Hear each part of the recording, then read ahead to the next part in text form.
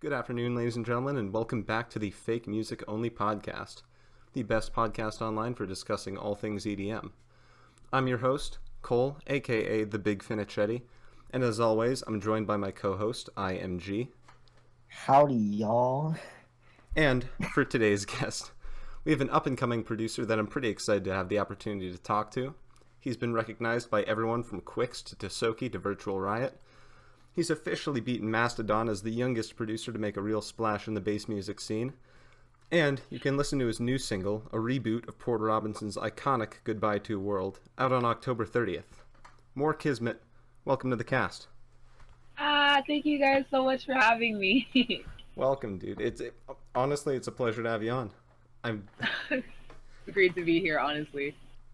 See, I found out about your stuff about a week ago when Tisoki tweeted something out about enjoying someone's work on SoundCloud and then realizing that person was only 13. 13. And that Yeah. that caught my eye immediately because kind of like I said, when I found out that Mastodon was only 16 making the stuff he was making, I was pretty shocked. Like, wow, that's younger than me.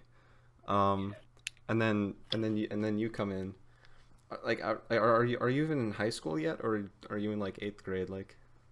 I am currently in the 9th grade. I just entered high school about a few months ago. That's great. That's crazy. How is it for you? Is it like a new building or something, or? Yeah, it is a new building. It's like a completely different location. It's really good for me for the most part. I have really cool new friends. Some of the friends that I had from middle school. A lot of them share common interests with me, including music and fine arts and things of that nature. And so it's really cool to bond with them over that stuff. And when you say they have similar interests in music, do you mean they listen to EDM and bass music as well? Because Yes. oh, seriously, that's a pretty niche scene. So that's cool that you know Yeah. a few people. Yeah, there's a biology teacher at my school who's a huge fan of my music, but there's this dumbass rule where none of the teachers on campus can socially interact with the students on campus on social media. So he was following me on SoundCloud, but then he had someone follow me to correlate with the school's rules, and I was just so triggered because why? Why? He's not a pervert. Why Yeah, would you That make yeah. him? sucks. I mean that's kind of a common thing around. Yeah, It totally makes sense why. I mean, yeah, I understand. But yeah, yeah. It's just that's dumb. frustrating. That is kind It of dumb. is because Wait, I could have had more follower engagement. fun fact: when I used to make music on that horrible alias back then, I got my 7th grade English teacher to follow that on SoundCloud. So that was good. You know, quite so you show your IRL friends and your teachers and stuff the music that you make, right? Yes. So for most people around your age, I imagine the teachers are kind of gearing up, okay, just be supportive. What was the reaction when they realized your stuff actually had really like good quality and a lot of time put into it?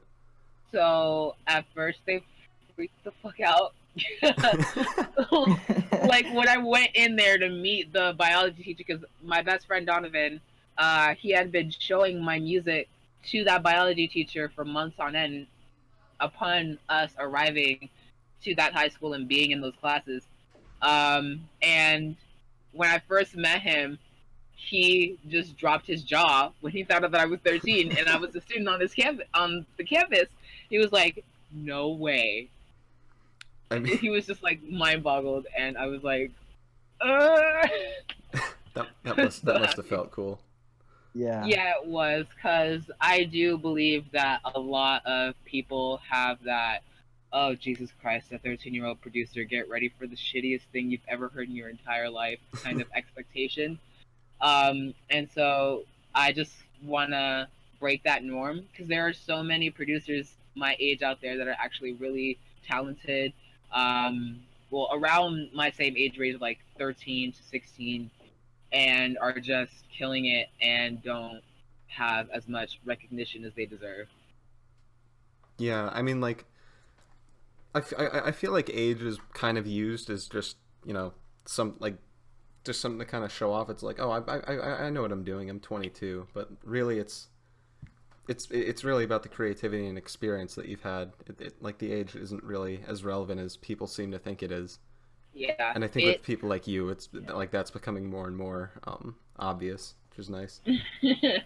yeah. I mean, I it took me 6 years to get to the point that I'm at now in production, and I still feel like there are certain things that I need to do to kind of up my game. Like what do you mean by that? Like what's Well, next for you? I guess. like I want to learn how to do probably like better sound design because my sound design is all right, but I still want to kind of break boundaries and kind of just experiment more and while trying to use less because everyone everyone uses the same plugins and VSTs and uses them. They make like really insane sounds. I want to do that exact same thing, but in ways that no one would have ever expected. Like, oh, did you make this in Serum? And I was like, nope. Actually, I took this by farting into a microphone and just post processing the shit out of it. That's my goal. That's fucking great, actually. I that kind of reminds me of that thing. I remember Deadmau5 once said that a lot of the claps that he uses in his tracks just come from him slapping his ass, and that's how. No freaking world. Yeah, I know. That's where a lot of he said conservatively. I think he either said 8 or 10 tracks. The only one that's confirmed, is the Velt. Oh, okay. Yeah, but you know, I a lot of swear, theorizing. I really hope that you wouldn't have said monophobia, because if you said monophobia, I'm like, nope, that's getting off my library. Out of my playlists. Oh, that's Oh funny. my gosh. That's funny. But I guess a little bit closer. I remember Infect said in like an interview that that if you want to stand out, you got to use like plugins and make sounds in ways no one really would think of. Like I know he Yeah. like he avoids Serum, I think, and stuff like that. Yeah. So that's cool. But you said that you've been producing for like 6 years. Like most people around your age are just learning how to get around a DAW. So how'd you get such a head start on everyone? Like how are you so far Well, ahead? when I was little, I was listening to Calvin Harris's new album. At that time, it was new. His new album, Motion, and I was listening to it. And I was like, "Oh my god, this is so great!" Which is how I got into EDM music in the first place, and developing my taste. And I was just thinking to myself, like, "Huh, I wonder if I could try and do this myself." So I downloaded like the trial version of FL, and I just started practicing each and every single day. Like whenever I didn't have school, I was working on it. I didn't have much homework at the schools that I was enrolled in, and if I did, I usually finished up relatively quickly. So that means I'd have more time before anything else I'd probably have to do to just practice and work on music and work on tracks to send to people. But at the time, I was making really shitty progressive house music with like no structure whatsoever. It was like 5 to 6 minutes long, and no label would accept it.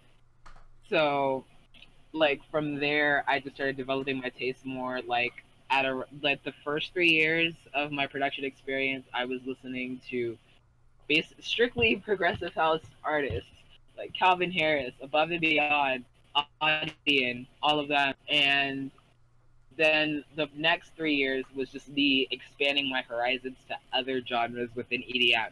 So like Ricky San, oh my fucking god, Ricky San is my idol. He is so amazing at what he does, and I just love every single piece of his music, and it's incredible. And so I just started working my way up to that level just by learning more and more from my friends who were also producers, from tutorials. I didn't really watch as many tutorials, even. I just learned by my own, and now I'm here, and I'm still struggling just a little bit with certain things, but I feel like I'm finally to the point where I'm ready to kind of you know, I guess be like I don't know how to put it, but Um, just be more proficient. you're like your music is definitely comparable to stuff that's on Never Say Die, Disciple, all like the major bass music labels. You know, like it is without a doubt in the same ballpark as that. You've reached that level of quality.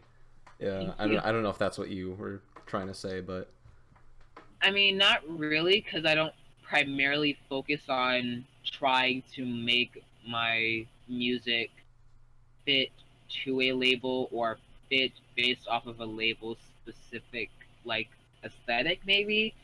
But I just make what I want, and if it's heavy, I send it to heavier labels or self-release it. And if I make chiller stuff, because I've been experimenting in that range as well, based off of stuff that I've heard from artists like Laxity, Medicine, Valentine, Rubbing Silver, and I send those off to chill labels or self-release in the future, just to kind of experiment with what I can and can't do. yeah, I mean, I was wondering if you were like thinking about making music in other genres and stuff, but re- Yeah. uh, real quick, I want to go back for a second. It's super nice to hear you say that you're that massive a fan of Ricky San because he's been one of my favorite artists for like a year and a half now, and Yeah. no one else seems to have him like in that kind of tier of favorite artists. which, So which kind of sucks because his music is so unique and detailed. Like you, and plus it's catchy. Like you can't help but just dance and have fun with like a friend or a couple, like a group of friends or something. You can't help but dance or headbang or whatever makes you happy when it comes to hearing songs that go so hard like that. I know what you mean. At the same time, it's definitely not for everyone though, because like it is super abrasive, crazy stuff. That's Like what I like. I know, and it's awesome that you have so many friends that are into that. I've got like one and a half friends that are into that. Like one of them kind of likes it. You know, like he listens to Excision from time to time and stuff like that. But Excision is my ear rape. If your ears don't bleed by the time the song is over, it is not a real artist. No, I'm kidding. Excision is my ear rape. Okay, that's a Oh, quote. okay. All right. While we're on the topic of labels, is there any label you would specifically want, like, to submit to, like your dream label of releasing a song? Dream label.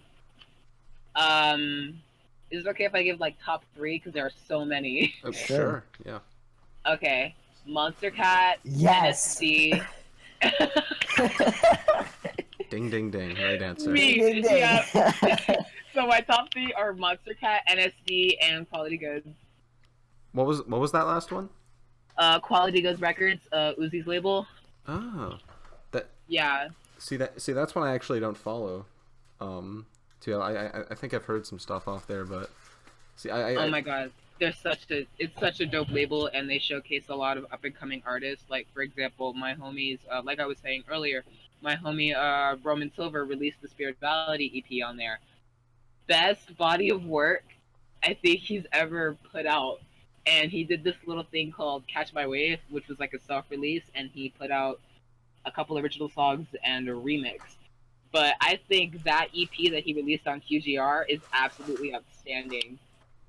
well then shout out to him. Yeah, he's awesome. I'll put a link to that in the description. I think because why Yes, not? You go know follow Roman Silver, please. why not? Why not? Yeah. Well, if you want to break a record, you better get submitting to Monster Cat because Oh, yeah. Oh my god, yes. I think the youngest was Radic. He was either 14 or 15 when Sweet was released. Oh, I'm trying because as of right now, I'm currently working on a batch of demos to like that would possibly be good to get out to them. Mhm. Because I mean, it would be really cool. I really feel that these songs are, a lot more concise. They not only do they exemplify my style well, but I really feel like they would fit well on the label. And I've just been working on them for the past few months, and I think I'm probably gonna end up getting to a point where I'm ready to finish them up and pray to God that I can achieve one of my dreams. Yeah. Well, if one day the Spotify release comes up as your name, I'm gonna tell everyone I called it. Hell yeah. Um, one like one quick thing, like speaking of like like releasing on labels, achieving success and all that. I'd say like you've got 3K followers on SoundCloud right now, right? Yes, Yeah, like so. Well, first of all, congrats on that. But like thank you. I would say if you keep like growing at this rate and you keep getting recognized, you'll be at a point where you'd be able to tour in like a year and a half or something like that. And at that point, like you wouldn't even be old enough to go to the clubs that you'd be like performing in and stuff because they're all like 18 or 21 plus. So like I don't know. I'm still not. I'm still not. Like literally, the last actual club type concert that I went to, it was a show. Bargo was the headliner.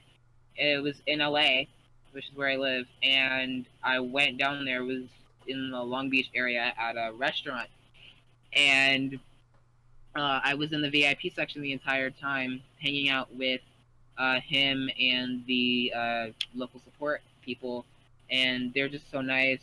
And it was such a really cool event, and we had a lot of fun. That's awesome that you actually get to stay in the clubs and stuff because I've heard about certain artists that have that have been like that have toured and performed in places, but then as soon as the show ended, they just had to pack up and leave because they weren't even allowed to be there. Yeah, that's. I think that thing is. I was talking about it with a friend on a Facebook conversation the other day. Apparently, the way that works is you have, if you are under the age of 18 and you're performing at a club or venue that isn't family friendly, you have an escort. And basically, they escort you on right when you're supposed to play your set, and then immediately after you're done, they escort you the fuck out. I don't know I don't know how to feel about that. Like is that more of like a bodyguard type situation or is it just like I someone mean, to get I you don't out? know. I don't know if it's a like event promoter issue, a venue issue, or a security issue. I feel like it's more of a security issue because uh, seeing as how the artist playing maybe younger, they have to have them there for security reasons to make sure that nothing bad happens to the younger artist. That makes sense. That definitely makes sense. So like no one's Yeah, you passing don't. him beer or something like that. Yeah, you don't want a beer bottle flying at your face or something if you do a bad transition. Oh Oh my Christ. god, no. Throw stuff on stage. Oh Christ. Have you ever gotten any yeah, sorry, I just lost my train of thought there. So you've been to all these clubs and actually performed and stuff. Like, who have you been able to meet just over the course of this? Like, have you uh, met anyone big? Not anyone big, but I met Moonboy at that Vargo show, and we talked, and he supports my music now.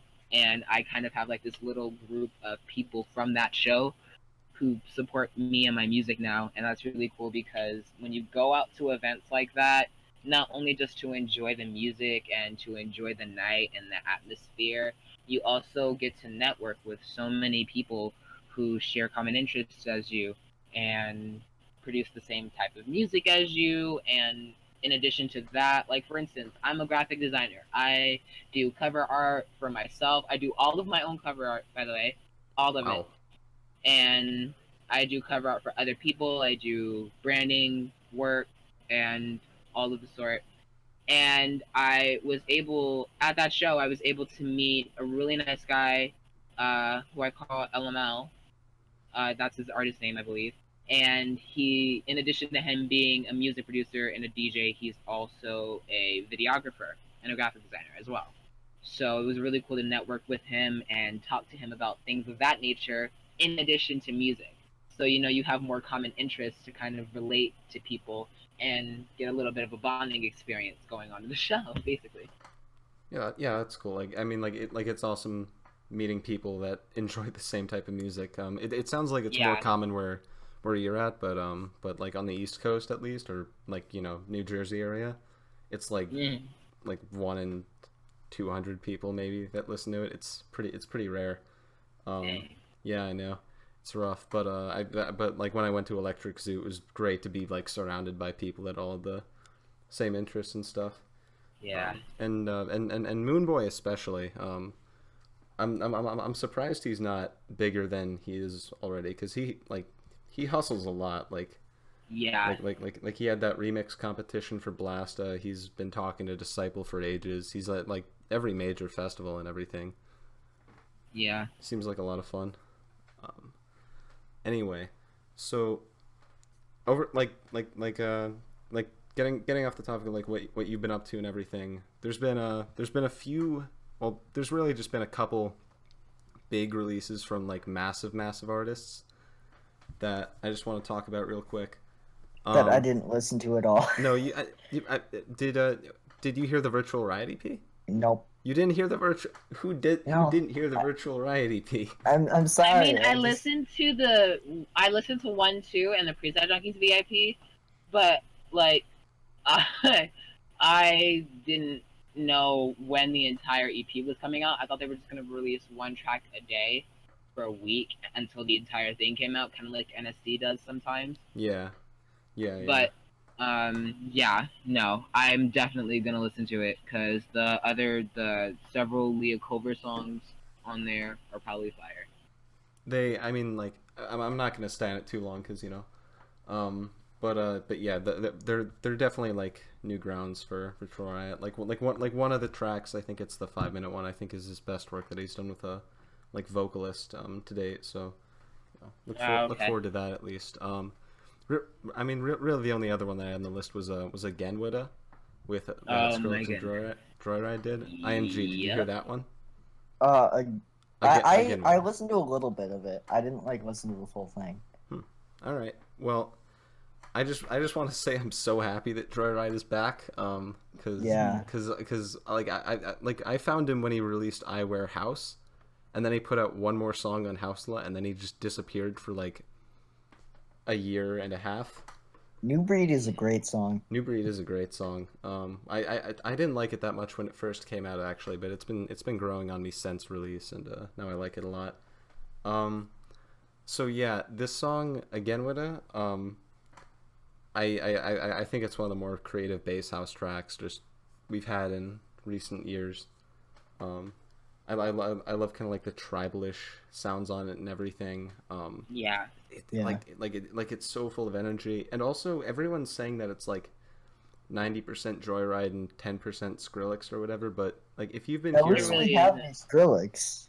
well, yeah, at least we have new Skrillex. But also like if you've been listening to like Skrillex's IDs and stuff and the new kind of sound he's going for, you can hear his influence like all over this track. Like especially the second drop, just a lot in the percussion, everything. So yeah, fire track in my opinion. Super happy with it. I agree. Hell yeah. Anyway, back to you real quick. So you actually perform in these, like you actually perform in clubs and stuff and do sets, right? No, I usually either do B2B with a person, or a B2B with a headliner, or I just go up when they play my song. That makes Do sense. they have me up? Yeah, because I really in no position yet to be playing any kind of show. Although I have been practicing and I've been talking with people and stuff. So That's cool. What's like the mentality of a B2B? Because I've heard a lot of different people say different things about like how the flow works and how like massive B2B to B2Bs, like the stuff they have at Lost Lands really don't work that well. So what are your thoughts on that? Like, do you think they work or? honestly, it comes down to organization and just how much fun you have with it. Cause there's another show at that same venue that I was talking about going on next week on Saturday. Gold is coming to LA, and they wanted me to come out with them because we were currently working on a collaboration, and they wanted to have me play it out. probably during a B2B. So the way I see it, we'd probably end up organizing what songs we were going to play beforehand Yeah. rather than deciding either the night up or the day before, because obviously we're gonna, go back and forth as to what we'd want to play out. That makes And sense. yeah, so and then on top of that, you just gotta have fun, because even though you pick the songs, it's all about how you mix them live. Like, it could be the order you pick them, or it could be one from the top, one from the bottom, and then just like a smorgasbord of the ones from the middle. And you just gotta have fun with it, and it'll be a blast if you make it a blast, because organization is key, and just going buck wild when the songs drop is key, because you gotta have the energy that you want the crowd you're playing for to have. I yeah, I totally agree with you on that. It seems like DJing can be stressful, because like if you miss time something by just a second or so, then everything's off and everyone can hear it. But but if everything's flowing smoothly, it seems like it can be a blast. Um, Yeah. have you ever been like playing your own like have your own song played out like in the club, and then you like get on the table and everything and like hype everyone up, or not yet? Yeah. Hmm? Oh, Yeah. like I mean like how DJs will get up on the table like next to the decks at festivals and stuff like that. Yeah. Have you ever done that before, or? Um that's actually what I was talking about earlier. That's what I did. I got up on a table in front of where the main decks were and just hyped the crowd up, because the songs that Vargo had played of mine were my original Control from Checkpoint first compilation, and my 404 remix. Um, and I ended up getting up on the table on the deck before he started playing it, and we just had a blast, because he played my song. I was happy. He was happy because it goes so hard, and we just hyped up the crowd, and they loved it. That's fun. That sounds fun as hell. Yeah, it was really fun, and hopefully I get to do the same thing again at the Gold Show. Yeah, hope so. Hope so. With that 404 remix, was that made like before the remix package came out, and like it just didn't make it in, or? Yeah, it came out. Ooh, there is a really fucked story behind this, Oh but boy. I'm not gonna say it. All I'm gonna say is this: when I made the original remix, I had no intentions whatsoever of Heckler and Glades getting to it, or NSD getting to it, because NSD on their website, they have this rule: you can't bootleg their music without prior permission from them. And they have a little message board where you can message them saying, yo, I did a remix of this song. Is it okay if I upload it? Because basically, you guys knew about the 404 remix before and after it got taken down, right? Uh, I mean, I just found out about your stuff about a week and a half ago at this point, so I didn't realize it got Okay. taken down. Okay, so let me explain that part. Um, so I uploaded it. I uploaded my 404 remix the day before I went to the Vargo show. Fast forward like a week before I started planning the release, which was after I had dropped my first EP, Hughes. Um, at that time, Heckler and Glades had no knowledge about me whatsoever, so I thought. Okay. I ended up uh, Ben of Crystallize ended up finding out that I was doing a remix of via a Facebook post that I had done about the remix. Okay. I was all like, "Hey, finished up this remix of 404. Who wants to hear it?" He commented and DM'd me on Facebook Messenger saying, "Yo, I can give this to Heckler and Glades," and I just got like, "Wait, what?" So I sent him a private link. He got it. He got it to Heckler and Glades. Heckler commented on the private link. He was all like, "Boy, this is fire," and I freaked the ever living fuck out. So the day of the actual upload, I had shared it with him. Heckler had reposted it. Blades had reposted it for a while, I think. And then at around that time, they were starting to plan the remix package, right? Oh, so this is lining up almost. Yeah. So Blades contacted me about, I believe, 3 to 4 weeks after the song had accumulated, I believe, 10,000 plays maybe. And he had texted me on Twitter, "Yo, can you send me a wave of your 404 remix? I want to get it on the official remix package, and NSD needs it by tomorrow." And so I was like, "Oh shit!" And I sent him the wave. Holy You know what? shit. I'm just gonna do it. Alright, so this is where it really, really, really, really gets in. At the time, I was working with a person whose name I will not say to protect his reputation. And he told me that I should not take the offer from NSD to get my remix officialized. What? And Did I know. did he give I any know. reasons? He said at that time when he was working with me, he said that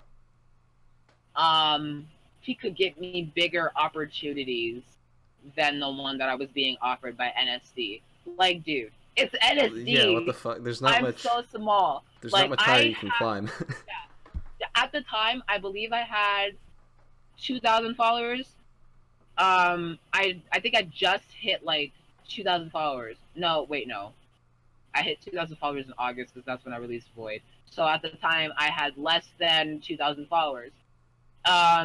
So I was like still relatively small, and I was like, "You've got to be shitting me! This is a huge opportunity. This is freaking NSD we're talking about." Plus, it wasn't just coming from Heckler and Glades saying that they wanted to get this remix on the official remix EP. This was coming directly from Never Say Die that they wanted this remix on the remix package. And I was forced by that person to decline Whoa. the offer. Okay. How were you forced? So the guy told me to make a decision by the end of the day, right? So I finally came up with a set in stone consensus in my own mind that, you know what, screw this. I don't care what you say. I can get the Slander remix or what, not, it was a reference that he made. But I could get bigger remixes at any time if you're willing to help me get them. But as for right now, this is an opportunity that could boost my career to a level that I don't know when I was going to be able to get. For sure. And I was forced to, well, I wasn't really forced, but he ended up calling the label manager at NSD without my consent or my mom's consent and telling him that I wasn't taking the remix. Excuse me? That is a scummy thing to do. Yeah. And then to make matters worse, what I said earlier, about a few days after that call had taken place, the remix got flagged on SoundCloud and got taken down for about a month and a half for copyright because of that dumb rule on their website. What the fuck? That is fucked. You are a really good person for not saying that guy's name, because I'm livid right now. I need a minute. What the You could sue him. Okay, I'm gonna be honest. You could fucking sue his ass. I'm not.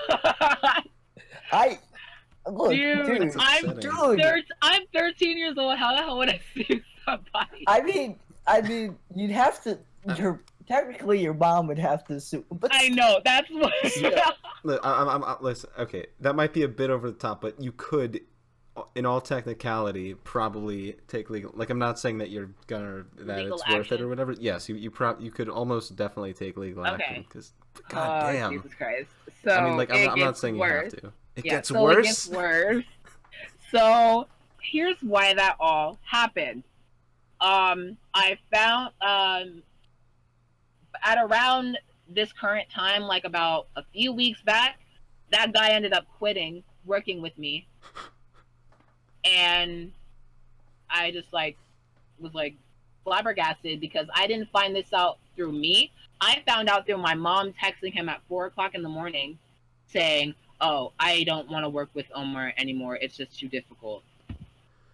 So, okay, let me get this straight. So, you had an opportunity to get a remix on an official remix package on Never Say Die, which you were going to take, but then this person who doesn't speak for you not only tried to convince you not to take it, but then took matters into his own hands and called Never Say Die himself.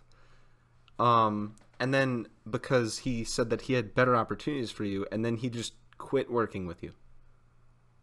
Yeah. That is wow. But then, as I was saying, it gets worse. I just, but like, went around the time that the remix was back up. At the time, I was working with two people. That guy and a really cool guy whose name I also won't say because he did nothing wrong and he shouldn't be involved in this. Nonetheless, in this, in the email that I had made my SoundCloud account with, I went back through my inbox to find the other guy's email, so that way I could email him a list of questions and concerns that I had in regards to him working with me. Because he's been my friend since about November of last year. And we've been talking about working together as not only, partners in business, but as friends. He's a really good friend of mine, absolutely amazing person. To give you a little hint, he manages Roman Silver, and he also manages Chris Chan, who's also really freaking amazing. And I found a screenshot of this email because the people at SoundCloud were asking, hey, we need written permission from the Never Say Die, the head at NSD people, to make sure that we can put this back up on SoundCloud without having legal action being taken on us. So, I found a screenshot of this email, and it reads, and I quote exactly, "Hi, so-and-so," talking about the first person who sabotaged me. Okay. "We have a no bootleg policy and always have done. It even says on our website, do not bootleg without prior permission. Our policy has always been to immediately strike the upload, and whilst we don't strike every bootleg due to manpower, if one does come to our attention, we will act. Not only has the track been bootlegged and uploaded without our permission, a free download has been running, gated purely to benefit his social growth and not the original artist or the label." Let me stop right there. Heckler and Glaze did not say anything to me. They said it was perfectly fine for me to upload the remix to SoundCloud because so many people were already listening to the original song and now finding this. People already follow NSD, and had I known that that's what they were looking for, I would have just updated the download gate to be in benefit of myself, in addition to Heckler, Glaze, and Never Say Die. So let me continue. "I was not aware that he is 13, but that is irrelevant, as you should be advising him appropriately on the risk of using someone else's master rights without consent. I've already done the courtesy of giving the opportunity to release this as an official remix, and had it rejected. Then given a further respectful 48 hours to respond to my warning that we would begrudgingly have to strike it, and the other person failed to reply, despite my reminder email as well. He shows a lot of potential, and we are interested in hearing more in the future." Oh shit, this is where it gets real. "But guilt tripping me about his age, calling us ruthless, and that our actions are punishing and aren't cool, whilst telling me that your team has counted over 20 bootlegs is unfair. We can protect our master rights as we see fit." I don't think. I died inside when I read that section. I just like to let you know. Dude, This is like drama alert This level is yeah. shit here. This is actually kind of crazy. Like, not kind of crazy. Like my mouth is just open, like drop. Like what the fuck? I know it's crazy. Okay. So then he says this. I will give him the benefit of the doubt and remove our copyright strike, which is how it ended up being back up. I will also allow this remix to stay up on his SoundCloud, provided the free download gates are immediately updated in equal favor of Never Say Die, Heckler, and Glades. So by that, what he said is that all I had to do is update the artist union download gate that I had on the remix to have NSD, Heckler, and Glades in that gate, in addition to my social links and stuff of that nature. Wait, so all that needed to be done after all that was just make it so that you had to follow Heckler Glades and Never Say Die as well. But no, what that other guy told me was that I had to take down the gate as a whole. Wait, so sorry, is it still up for free download or is it just off? No, it's currently not available for free download. If anyone wants a download of it, they'd have to either message me on social media or message me on SoundCloud personally, asking for a free download. So I can send them the private link that I had originally when Heckler and Glades first had it, updated to the current version that I made, which was the final wave that I was going to send to NSD for the remix package. So, holy shit. So you went from almost having this on the official package, which we would have talked about. Yeah, we would have. We talked about that package at some point. I forget what episode. And then it went episode 2, I think. Yeah, and then it went all the way back down to being taken off of SoundCloud and then not having a free download available later. That might be the most ridiculous story I've heard about any single track ever. That's actually insane. I know, and you can't all thank that person for me having to go through all of that. Like, I was stressed out for weeks. Like, I tried to commit suicide because of it. Whoa. Shit. I was cussing out my friends. I just, like, completely disassociated myself from them. I was trying to deprive myself of food. I was just in a really, really, really bad mind. And I'm a lot better now. Like, sometimes it comes back, just the stress of having that and current things that I'm dealing with all on my shoulders, and I can't get rid of it because I'm supposed to apparently, like, prioritize it, like, and it's just so stressful. But at the same time, I just try to focus on myself as a human being and making music for me and for no one else. And if anyone else likes it, then that's fine. Like, you can enjoy my music. Like, enjoy. I'm really glad that you like it. But from now on, like, I want to make music for myself to the point where I don't have to stress out about doing shit that doesn't fit me, but fits something else that doesn't fit me as a person or as. Well, that's a really excellent attitude to have about the whole thing. I mean, like, you're 13 years old going through, like, legal shit and all this stuff. That's obviously got to be ridiculously stressful. And let me just say, you are a straight up saint for not revealing that person's name, because you totally have every right to, because, man, fuck that guy. Yeah, no. I won't reveal his name because even though he's a douchebag, in my opinion, I believe that he's done a really great job with the other artists that he works with, and a lot of them support my music currently.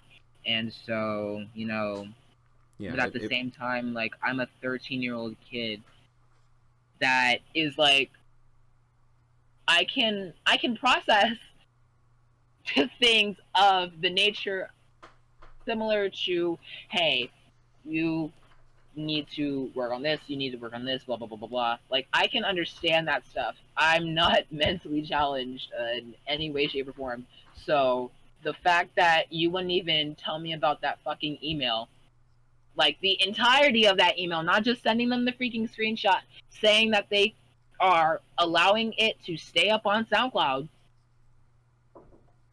Like, that just would have been a breath of fresh air for me, but now I have that on my conscience. So That is, yeah. Whew, Jesus. One quick thing. I know you also did you did a remix for "Sleep" by Ricky Stan and Hydraulics, right? yep. And that's that like and That's- that's also on Never Say Die. Did anything happen there, or did they just not notice that one? Hell by chance? no, they didn't notice that one because that one was uploaded so long before I finished the never. I mean the 404 remix that they didn't even see it. Plus, it has like hella low stats, so they wouldn't have even seen it anyway, even if it made it to the freaking Hot 100 charts for EDM. Damn. Wait, it did? No, no, I'm saying Okay. even if it Yeah, did, yeah, they sorry, wouldn't have yeah. seen it because the stats are so low. No, Yeah, it's okay. yeah. Sorry, my bad. Yeah. No, it's okay. I just want to make sure I was clear. Yeah. No. Yeah. You're definitely being clear throughout all this. Wow. Hot damn. That is. I'm not. Crazy, I'm I not gonna know. lie. I did not expect that much. That That much shitstorm of a backstory. story. Yeah. I mean, it is really fascinating because something that I've always wondered about, and I know a lot of people always wonder about, is like what goes on behind the scenes, because like we know there's a process behind things getting released on an actual record label, Yes. but it's hard to visualize exactly what that is accurately if you're Yeah. not really in the scene. So yeah, like seeing that, it can it kind of shows just how complicated and crazy this work can be sometimes. Yeah. So wow, wow. props for handling it, and getting through on the other side with that better attitude, making music for you. So yeah, that's awesome. Wow. Let's okay, moving on to moving on to something else, I guess. We're the Fake Music Only podcast. I noticed when I was looking through your SoundCloud that you have your own mix series, which is the Fake Friends mix Yes. series, right? So Yep. I'm curious with that. Like, do you mix in a DAW, or is it just mixing live? I mix it in a DAW because I don't really know how to do that kind of stuff live yet. Dog game. Yeah, really? I've pretty much been mixing in a DAW now ever since I finally figured it out. Yep. Not perfect, but Yeah. it's something. Yeah. I'm still working on episode 3, and in episode 3, I'm probably gonna end up having someone do like a really short guest mix. But yeah. Nice. Can I be your guest? We can debut some of your old music. Yes. Oh my god. But Oh, that'd be fucking great. but yeah, when when you're putting when you're putting a mix together, do you have a specific kind of theming in mind, or like a like certain artists that you want to showcase? Because I've never gotten into like making Yeah. actual mixes, so I don't really know the thought process behind. Usually whenever I start a new episode, I usually try to include as many current finished IDs that I have as humanly possible. Like I may end up either doing that idea that I mentioned earlier for episode 3, or making an episode called ID, which you did there, which is strictly IDs from me and friends, or remixes of my friends' music by me. So literally just your music. Yeah, That's basically, awesome. like, yeah, Yeah, because like like there's that common complaint. It's like DJs just play like other same people's music, song. like other people's music. But yeah, you like totally your own work. So that's really cool. When you finish a track and you have a finished ID, what kind of thought process do you go through, like when it comes to, do I just want to self-release this on SoundCloud free download, or do I want to try and get this on a smaller label or something? So like what's So, well, for starters, the first thing I think in my head is, yes, I finally have no fucking brain fuck. Oh! No, but usually my thought process is okay. First of all, I like this track. Where could it fit? Like, this sounds like something that might fit on this label or this label. Like, for instance, I recently finished up a track, which name I have a track. I'm not gonna say the name of yet, but I have a track in my archive now. I finished it up a few weeks back, and I sent it to my friends for feedback. And I asked them, hey, can you guys give me feedback on this, like mixing and mastering, sound design, levels, and stuff of that nature? Could you guys also maybe tell me where this might fit label-wise? So, and a lot of them said like Jadu Dala or DJ Snake's label, Premier Class. So those were my primary two, and I recently submitted it to Jadu Dala this past week. So I'm praying that they'll respond because I really like their label as well, and that's kind of a goal for me to release on their label as well, to maybe get my music more out to the general EDM public. I guess. So yeah. Yeah, because right now I imagine, I mean, like, I don't know the statistics or whatever, but I imagine you're like kind of popular in like that hybrid trap scene, like I guess maybe hard trap scene, and you want to kind of get out to everyone. Just a smidgen, but I mean, I don't really want to be popular in any genre or like any particular kind of style, because I don't just make one genre. Like, I am really versatile with the type of stuff that I produce. Like, I'm like, my mindset when I start making a track is usually just like, wonder what I could try to do today. Like maybe some kind of experimental trap stuff or like house or something like that. Yeah. Because you don't want to get stuck in a box or anything like that.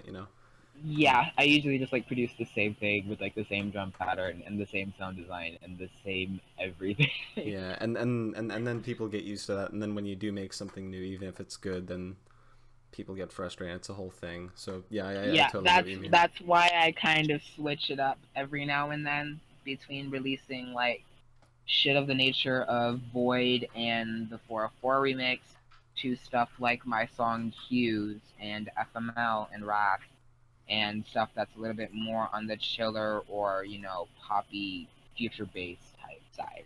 Yeah. And then I've been experimenting with house for a little bit. Like I'm working, like literally before you called me, I was working on a remix for my homie Nazar of his song called Full Speed, and the first drop is house at 120, and it's fucking insane. But I still need to figure out what the fuck I'm gonna do for this hit.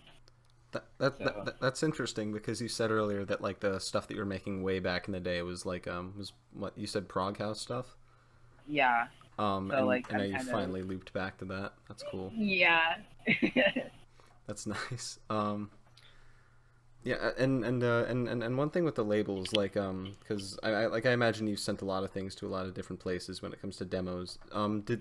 Yes. Like, do they always get back to you? Because I'm like, or do they only listen to some things and they just don't have time or whatever? Recently, they have been getting back to me. Most of them have been rejections, sadly. Single tear rolls down eye. F's in chat. And yes. But yeah, they usually get back to me as soon as they can because they probably have a crap ton of demos to get through. Others don't respond when I end up self-releasing it.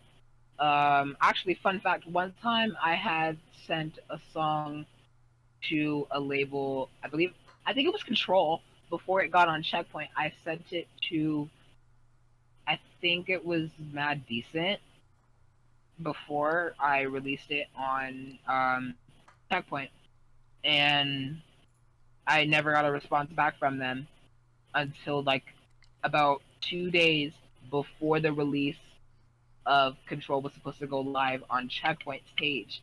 I got a response back from them, and it was a freaking rejection letter. I'm like, bitch, seriously? You waited that long to tell me you don't want to sign my track? Get the fuck out of my inbox. That's obnoxious. What the hell? How long was that? Like a month or something? Like, I think I released Control around the Wait, hold on, let me see, because I can go back and check on my Instagram exactly when I released it. Because I remember releasing a mix for Base Capital Radio at around the exact same time. If I find it, hold on, I'm sorry, I'm scrolling through my Instagram right now. Okay. June 15th. So this was a little while after I released the Hughes EP. Oh, okay. All right, I get that. Now, Well, I have a question about producing. So for people on a budget, because a lot of us are poor. Oh no, I already know where this is going. What? Okay, what VSTs and plugins and that kind of stuff would you recommend for the poor producer out there? For the poor producer, don't worry, I got y'all with that. Free hookup. No kidding. Uh, Splice So- Sounds free trial. Or some shit. All right, no. So,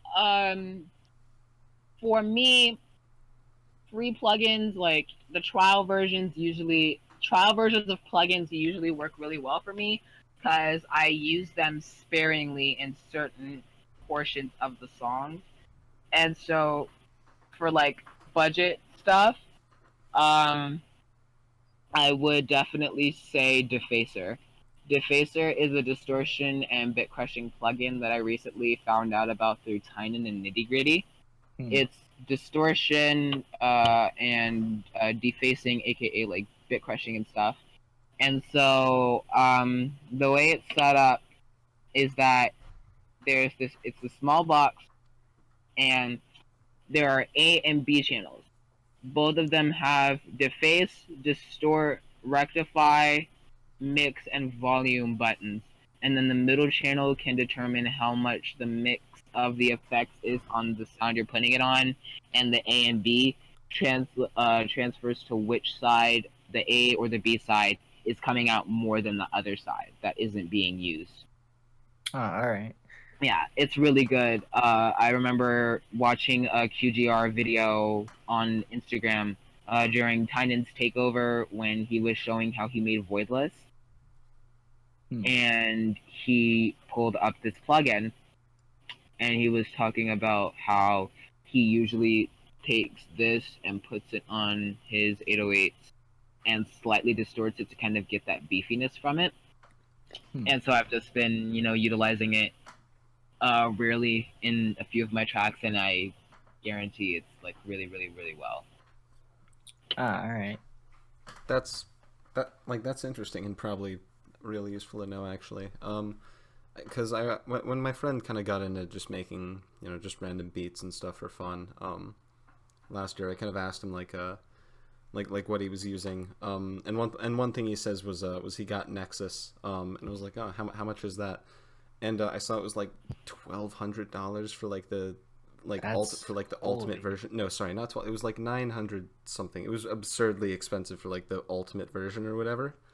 Yeah. So he obviously didn't actually pay for that, but and that's not even really a sound design plugin. It's just a preset picker. But still, it shows how expensive making some of this stuff is. FBI, open up. But yeah, that like this stuff can pile up like really quickly. Yeah. Because DAWs themselves, like without the free trial version, are like a couple $100 as well. So yeah. One thing I want to ask you about, not necessarily about producing. What's it like seeing big producers play out your tracks? Because I know Quix played out your stuff at some point. Yeah, Quix played out Basic Bitch. I'm always so flabbergasted whenever I see artists that I truly love and adore play out my music because they enjoy it and they want the crowd to enjoy it, and it goes hard. And it's just so crazy to watch all of that happening, and especially for me doing this and seeing that at such a young age is so crazy because I'm doing something that no one would even dare to do at any point in their life. Yeah, I mean, I think it's interesting because I feel like some people would like try and not like like show the age too much and try and kind of like separate yourself from that, but like it really is something to be proud of. Like when you're just at this point in your life and you're already at a point where like people double your age or just getting there. So, you know, Yeah. kudos to you for that. Thank you. When like whenever you see artists like play your music and stuff, like have you ever reached out, tried to collaborate or something like that, or? A few have. Oh wait, like they've reached out to you? Like Yes. Oh, seriously? Oh, Mhm. that's cool. Yeah, like for example, ATLians also played out Basic Bitch, and they contacted me asking if we could, work on a little something something. My procrastinating ass still hasn't worked on the concept yet, but I will get there because I've been working on a lot of solo shit lately, and I really need to start prioritizing. I mean that's cool that you haven't because I know a lot of people would jump on that because collaborating with a bigger artist is an easy ticket up. Oh my god, it's like so fucked. Dude, I get so many messages on a daily basis from people asking me to do a lot of them are just talking about my music, and we have like regular small little conversations, and then we just like don't talk ever again. And then other ones are either one of three things. First one, asking if we could collaborate. Two, asking if I could listen to their song, and they've never heard of my music before a day in their life. And three, asking me to make them personalized tutorials or sending them my project files so that they can, quote unquote, study how I make my music. Hey, can Like, I just copy exactly what you do real quick? Me? Oh my god. Yes. That's gotta be infuriating. I can't even imagine. It is extremely infuriating. Like, whenever I get those kinds of messages, it really, really, really upsets me because, like, number one, you are completely invading my privacy because, like, you're just messaging me randomly out of the blue. Like, I'm probably asleep in my bed with my ass up, face to the pillow, and I get a message from you from yesterday when I wake up to get ready for school or something. I see a message that says so or so with like this random ass username wants to send you a message. Opens Instagram, goes into the message request box, because why I get these message request things is because they don't follow me. They do not follow me. And these are just messages from random people who apparently have heard of my music but do not follow me on social media at all. And I look at these messages, and a lot of them just talk about, oh, hey, bro, how are you doing? I really like your music. I was wondering if we could collaborate. Hey, I was wondering if you could send me like a project file of yours, or hey, can you make a sample pack? And just so many questions that I cannot answer because I'm currently actually working on all of that stuff, but I'm not done yet. Because what did you say? Oh, fun. I mean, the sample pack part. Yes. I'll take a sample pack. I am working on a sample pack. It is coming very soon. You should DM me that juicy. I'm not done yet. So what was your first thought when I went on Twitter? I was like, hey, I need to message you about something. I thought you wanted to find my address to rape me. No, I'm kidding. Guess I'll change my profile picture or something. No. Oh my god. No, I had originally thought that you were trying to tell me something about somebody that may have been like bad. Like maybe you were trying to DM me. Like it's like, hey, do you know this person? And I would have been all like, yeah. Well, he's a douchebag and blah blah blah blah blah. And you have pictures of him butt naked or something. And I'm like, why did you just send me these pictures? No.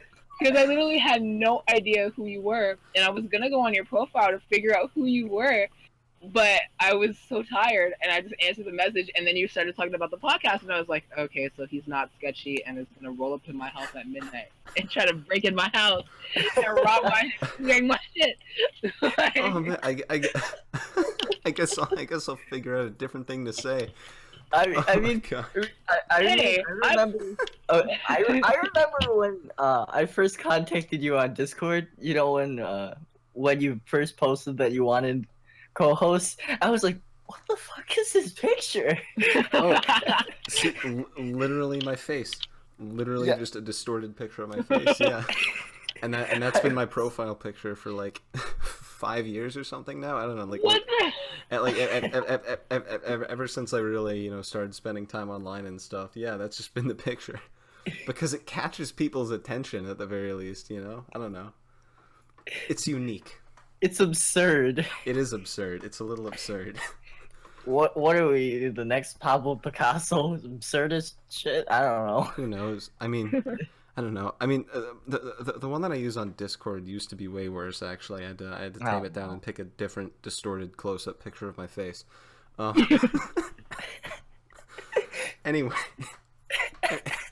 anyway, enough about me.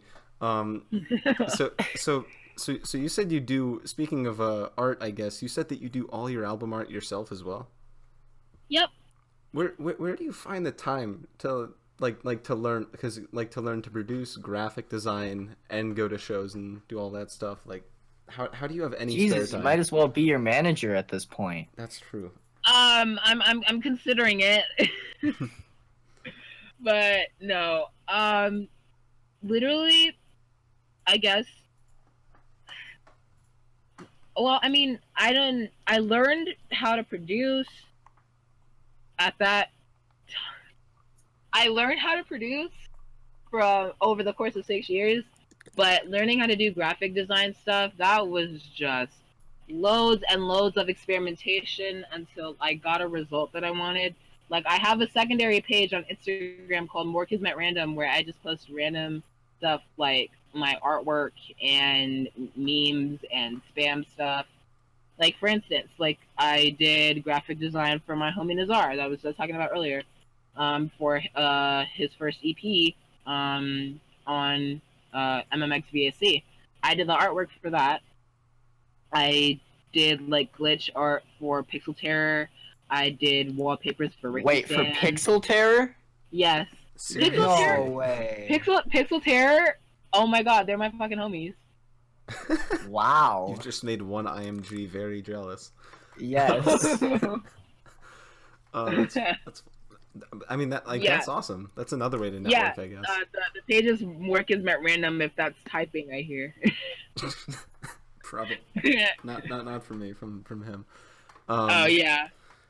But yeah, I mean, like I guess that's another way to kind of get your name out there. Because if you have these big artists reaching out for you to, because the art's a pretty I give it more credit than a lot of people do. Yeah. When it comes to the release, and I don't know, I get annoyed at labels like no copyright sounds that use like the same thing for everything and stuff like that. Yeah. People. I don't know. I mean, like, it doesn't take away from the music or anything, but I don't know. It gets on my nerves more than most people. But yeah, and the way that you design your covers is definitely unique. Like, I think it was the 404 remix has the crazy glitchy cover and stuff like that, and that seriously did catch my eye when I was like scrolling through, like, made me like actually pause and take a listen to that. Yeah, like the 404 are okay. Here's something that'll also blow your mind. I make all of my cover art using 3 Spark, Post, Glitch, and Photor. That's it. That's it. I use phone apps to make my cover art. Yep. Wow. Seriously. That's crazy. Yeah, and so literally, like I said earlier, it's just about like trial and error. Like, for instance, for the 404 cover, the original photo, I'm scrolling to see if I can find it, but it keeps updating with new pictures, and I was like, why do I have so many freaking pictures? Like, it's exact same damn song. Okay, I found it. So the original image, what I did was I went on Discord and I was talking to my friends and I was like, "Hey, I found a picture of Blaze's logo. Can somebody make it transparent? Like make it a transparent background image for me with Blaze's logo on the top and no background whatsoever in the back, so that I could use it and implement it in the app that." And so literally, all it was, the original photo was like a sunset over a mountain, and then I just put our three logos up at the top, Heckler, Glades, and my logo, and then I just typed in 404 error.exe, and mk.dty, and dty in my case stands for destroy, because I feel like I destroyed the ever living shit out of that. And so the little skull things, the original looks for that were these 4-pixel skulls in the colors of red, black, white, and this weird eroded piss color yellow. And then it was just a lot of post-processing the picture and adding layers on top of it, and then putting the filter over it and stuff. And then that's how I ended up getting the final image, which is just fucking crazy. As Aces to Aces once said, stack the layers. Stack the layers. Exactly. God damn, I miss I Aces. miss that guy. Same. I love Aces to Aces. I mean, like, I'm like on one hand I miss him. On the other hand, like, he's kind of left the door open. Like, there's so much more EDM related, like, actual like videos and like content like that up nowadays. Yeah. Like, how to make hybrid trap in 1 minute. that's like my favorite video from him. Like with the with the shitty opening, like for the first 2 seconds. I love it. It's iconic. It's iconic nowadays. Yeah, and then it's just all like. Everyone knows you can't forget the sub bass, and everyone knows to stack the layers. I've never produced in my life, and I know you gotta stack the layers. Yeah. I don't know what it necessarily means, but you know, I guess I'll figure it out. Aces to Aces on fake music only when? Yeah. Oh, I would freak the fuck out actually. Oh, all right. Anyways, IMG, master of making Finicheti freak out. yeah.